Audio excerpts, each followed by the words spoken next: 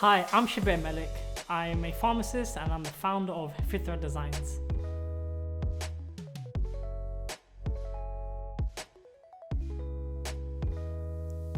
Mental health is an essential and integral component of overall health. So you have physical health and then you have mental health. It can be thought of a state of well-being. So it's our ability to understand our strengths, to handle the stresses of life, to work productively, and to also give back to our environment and community. Now, mental health is not a binary state. So it's not you're healthy or unhealthy. We can think of mental health as falling onto a continuum. So just imagine you had a spectrum. On one side of the spectrum, you have the healthy point. This is where you're emotionally well balanced, you're able to handle the stresses of life. And on the other end, the opposite end, you have poor mental health. This is where you're in crisis. You're unable to handle the stresses of life. In between, we have this transitionary period. This is where you have good days and bad days. You've got some techniques to cope, but all in all, you still struggle. The key to this continuum is to understand that it helps us to break the stigma and taboos surrounding mental health, because any one of us at any time can fall at any part of this continuum, depending if your mind or your mental state will improve or deteriorate. Now, we all handle stress in different ways. Now, stress isn't something which is essentially bad, but if it becomes excessive or constant, it can become overbearing. This is where it can dishevel the mind and causes internal turbulence. So the fundamentals of mental health are all interlinked with your thoughts, your feelings, and your behavior. What you think about can affect your feelings and ultimately how you behave.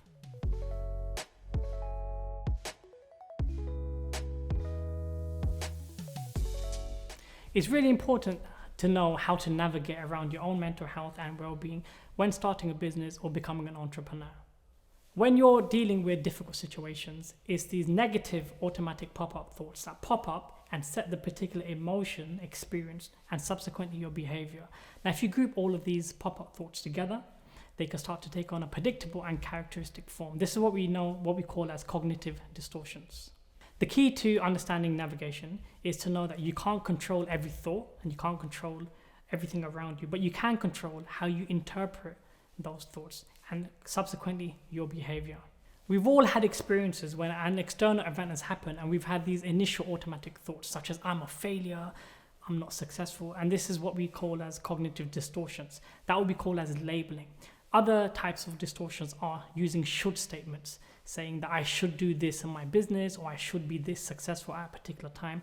All that does is cause resentment when progress is not met. Now, these knee-jerk internal reactions, if they go unchecked or unquestioned, they can cause a cascade of impulsive behaviors which is rooted in maladaptive thinking. So the key to navigation is identifying your triggers, identifying what pesky thought errors you have, and then there you can develop new behaviors or new changes of behavior. Now, one way to do that is to really question your thoughts. One way you can do that is to imagine your thoughts are on trial. This is where you're the defense attorney, you're the prosecutor and the judge, and you will provide evidence for and against the thought and actually evaluate the merit, whether this thought is true or not.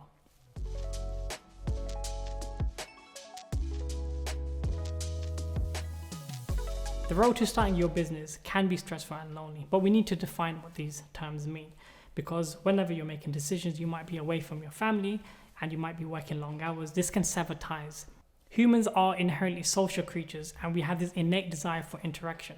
Despite these psychological truisms, loneliness, solitude, and stress, they don't have to be entirely negative states. Loneliness is a negative state marked by a sense of isolation, whereas solitude gives you an unmatched opportunity for introspection, getting to know the self. So how can we handle stress when going through this journey? Let's understand what stress means. You have good stress and bad stress.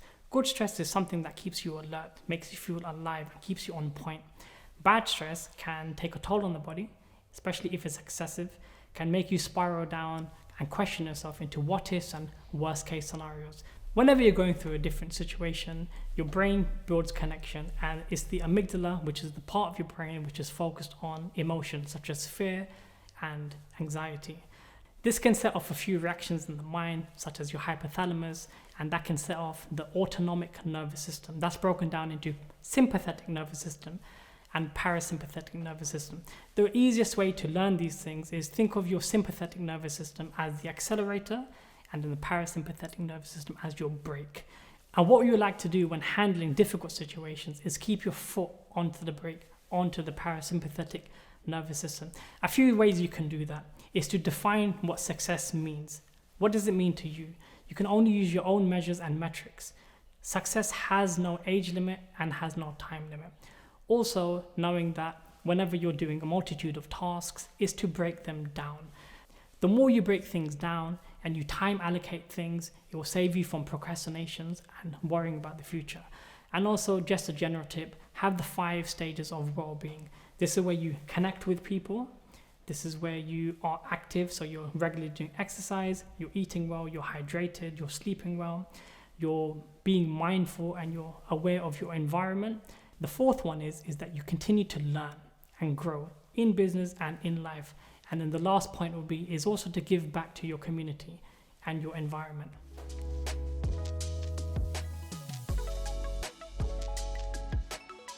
Where it comes to self-improvement, there is no magical formula that's going to fix everything.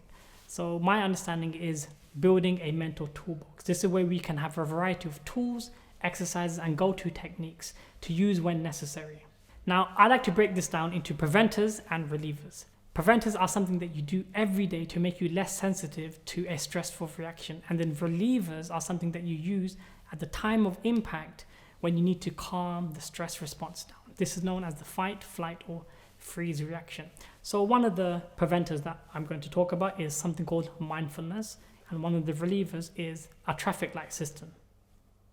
So have you ever driven somewhere and found out that you got to your destination and forgot how you got there, or eaten food and found that only thing was left on the plate was just the crumbs?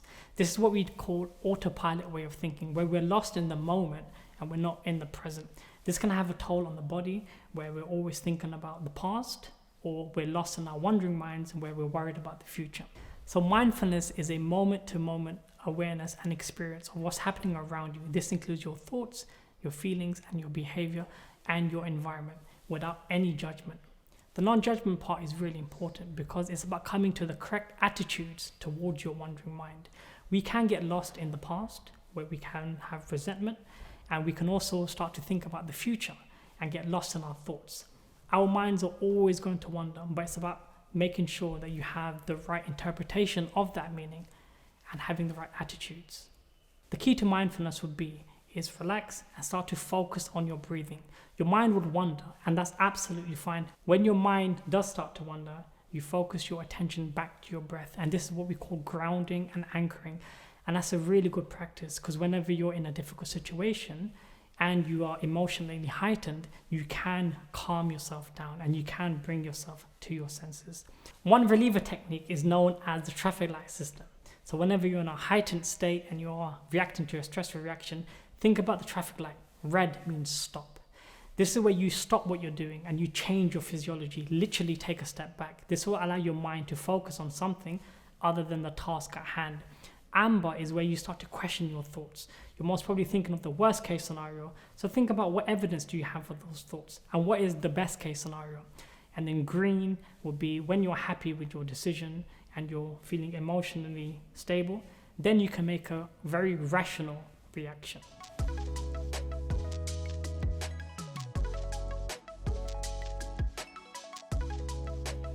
My one piece of advice would be having gratitude, being in the middle between fear and hope.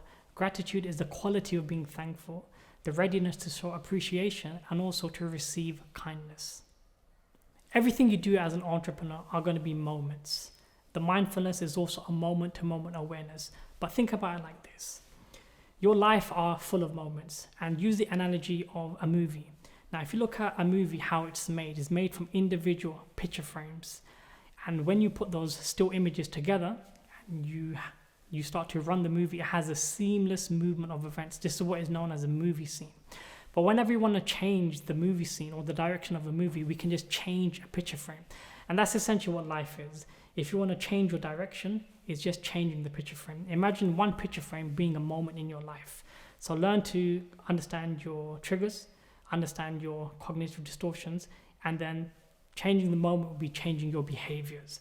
And that is essentially the key to becoming successful in business.